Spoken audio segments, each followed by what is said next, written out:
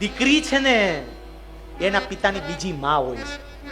હું તો એવું કહું, દરેક દીકરી, અહીંયા બેઠેલી દરેક દીકરી પોતાના પિતાની બીજી માં છે. જેવી રીતે માં દીકરાનું ધ્યાન રાખે ને, એવી રીતે પ્રત્યેક દીકરી પોતાના પિતાનું ધ્યાન રાખતી હોય. એક સરસ મજાની નાની વાર્તા છે, સમજવા જેવી. એક દીકરીની સગાઈ થયેલી, અને દીકરીની સગાઈ થયેલી એટલે દીકરીના પિતા વેવાઈને ત્યાં જમવા માટે જતા હતા. વેવાઈએ બોલાવેલા કે જમવા માટે આવજો ને, આપણે ત્યાં એવા રિવાજ ચાલે છે. તમે જોજો, સગાઈ થાય એટલે વેવાઈઓ એકબીજાને ત્યાં જમવા માટે જાય, એટલે જમવા માટે બોલાવેલા. ત્યાં જમવા માટે જતા હતા, અને જમવા માટે ત્યાં ગયા. તો ત્યાં ગયા એટલે એમનું સ્વાગત બહુ સરસ રીતે થયું. પછી પહેલા જ બેઠા એટલે સીધી ચા તૈયાર થઈને આવી. ચા તૈયાર થઈને આવીને એટલે આ દીકરીના પિતા થોડા ખચકાતા હતા ચા લેતા લેતા. એટલે પેલા ભાઈએ કહ્યું, લો ચા લો. પછી દીકરીના પિતાએ ચાનો કપ તો લીધો, કપ લઈને આમ મોઢે માંડ્યો.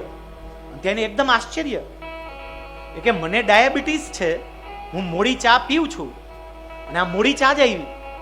કપ લેતા એટલે અટકાતા હતા, ચા મીઠી હોય, ડાયાબિટીસ થોડુંક વધારે છે, આ મોડી ચા આવી. બપોરે જમવા માટે બેઠા, એને ભીંડાનું શાક ભાવતું હતું, જમવામાં ભીંડાનું શાક જ આવ્યું.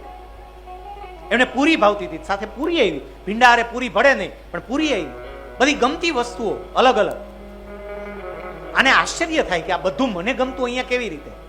અને એને પૂછ્યું એટલે ત્યારે એવું કહેવામાં આવ્યું કે તમારી દીકરીનો ગઈકાલે ફોન આવી ગયો હતો, અને દીકરીએ એવું કીધું હતું કે મારા પપ્પા ત્યાં આવે છે, એ કંઈ બોલતા નથી, કંઈ બોલશે નહીં, પણ એ ચા મોડી પીવે છે, એટલે થોડુંક તમે ધ્યાન રાખજો, ચા બને તો મોડી પાજો. અને જમવામાં બીજું કંઈ નથી ફાવતું, એટલે બને તો આવી આવી રસોઈ બનાવજો. તમારી દીકરીએ આગલા દિવસે ફોન કરીને બધું કહી દીધું. આ ભાઈ એકદમ ઢીલા પડી ગયા. પછી ઘરે આવ્યા. એ ભાઈના માતા અવસાન પામ્યા હતા. એની માતાનો ઘરમાં ફોટો હતો, ફોટા ઉપર હાર ચડાવેલો હતો.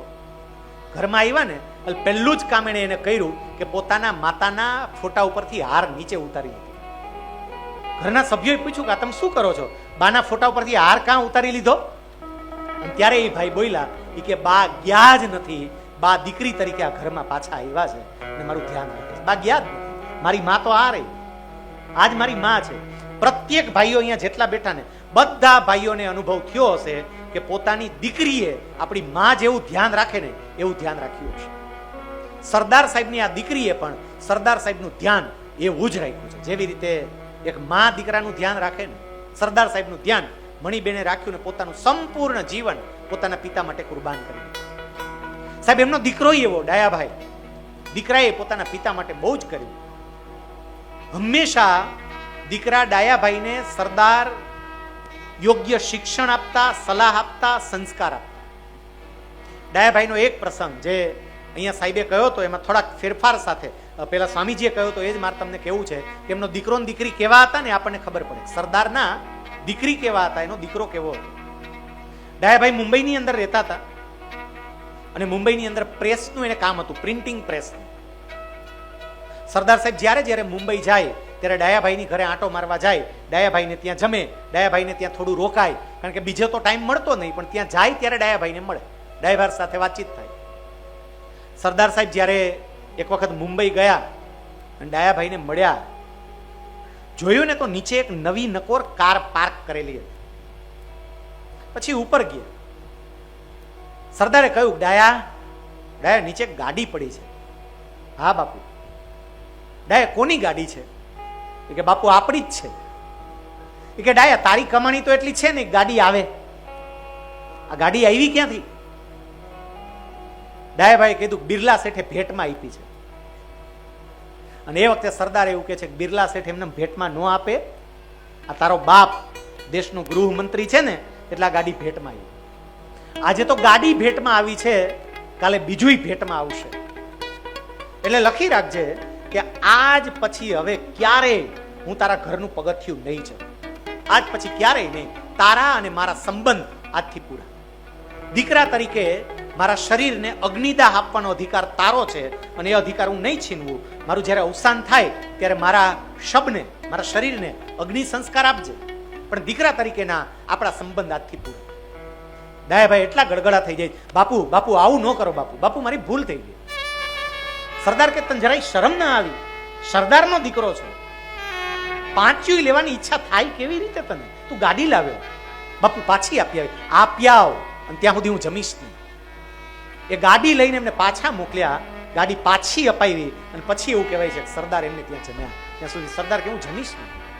દીકરાને પણ એને કેવો તૈયાર કર્યો હતો, દીકરીને પણ કેવી તૈયાર કરી હતી એ આપણને ખબર પડે. આજે પહેલા દિવસની આ સરદાર કથામાં આજે આપણો થોડો આગળનો વધારે સમય એ પ્રારંભિક જે આપણી કાર્યવાહી ચાલતી હતી એમાં ગયો. રોજ આપણે એવું કરશું, બપોરે 2:30 વાગે થોડો તાપ હશે, પણ જરા વિચારીએ કે સરદારે જે તાપ સહન કર્યો એ તાપ તો આપણે સહન નથી કરવાનો. કમસે કમ ઉપર પંખા હાલે છે, છાંયો કરી દીધો છે. બપોરે 2:30 વાગે આપણે આવી જશું. વચ્ચે એક બ્રેક આવશે, કારણ કે મહાનુભાવો આવ્યા હોય, આ પરિવારના આમંત્રણને માન આપીને તો એ મહાનુભાવોને આપણે સત્કારવા જોઈએ અને આવકારવા જોઈએ. એ આપણી એક પરંપરા છે. એ પરંપરાનું આપણે પાલન કરીશું અને નાના બ્રેક પછી આપણી ફરી કથા ચાલુ થશે અને એક્ઝેક્ટ 6 વાગે આપણે કથા પૂરી કરી દઈશું. આજે પહેલા દિવસે એના જીવનની, એના બાળપણની, એના અભ્યાસની કેટલીક બહુ સામાન્ય વાતો આવી છે, પણ આવતીકાલથી આપણી સાચી સરદાર કથા શરૂ થશે. સરદાર કોણ હતા, એને કેવા સત્યાગ્રહો કર્યા, એ બધી વાત આવતીકાલની કથામાં આવશે. અને પરમ દિવસની કથામાં 562 રજવાડાઓને સરદાર સાહેબે એક કેવી રીતે કર્યા, રાજવીઓએ પોતાના રાજ સરદાર સાહેબની જોડીમાં સમર્પિત કેવી રીતે કર્યા, એની કથા આવશે. એટલે મારી પ્રાર્થના છે કે આજે આટલી મોટી સંખ્યામાં આપ આ કથા સાંભળવા માટે આવ્યા છો. આવતીકાલે તમારા મિત્રોને, તમારી બેનપણીને, તમારા સગાવાલાને પણ કહેજો, કારણ કે સાચો પરિચય આવતીકાલની કથાથી સરદારનો આપણને મળવાનો શરૂ થશે. એટલે એ કથામાં ચૂકાઈ ના જાય, ગેરહાજર રહેવાય ના જાય, એનું આપણે ખાસ ધ્યાન રાખીએ. ત્યારે આરતી થાય, કથા પૂરી થાય ત્યારે પાછી આરતી થાય. આ કથામાં આરતીઓ આવશે જ નહીં, કોઈ પ્રકારની આરતી નથી. આરતી વગરની આપણી આ કથા છે. એટલે મારું વક્તવ્ય અહીંથી પૂરું થાય અને પછી અહીંથી મહત્વની જે છે એ જાહેરાતો પૂરી થાય એ સાથે જ આપણી કથા પૂરી થશે. સરદાર ગૌરવ ગાથાના આ પ્રથમ દિવસે સરદાર સાહેબના ચરણોમાં એવી પ્રાર્થના કરીએ કે અહીંયા આજે જે કંઈ પણ વાતો થઈ છે એ વાતોમાંથી અમારે આત્મસાત કરવાની હોય, અમારે અમારા જીવનમાં ઉતારવાની હોય, એવી વાતો અમને સમજાય, અમે આપને સમજી શકીએ એ પ્રકારનું બળ, એ પ્રકારની બુદ્ધિ, એ પ્રકારની શક્તિ પરમાત્મા અમને આપે એવી અમે પરમાત્માને અને આપને પ્રાર્થના કરીએ છીએ. આજની સરદાર કથાને, આજની સરદાર ગૌરવ ગાથાને અહીંયા વિશ્રાંતિ આપીએ છીએ અને આવતીકાલે બપોરે 2:30 વાગે સરદાર ગૌરવ ગાથાના દ્વિતીય દિનની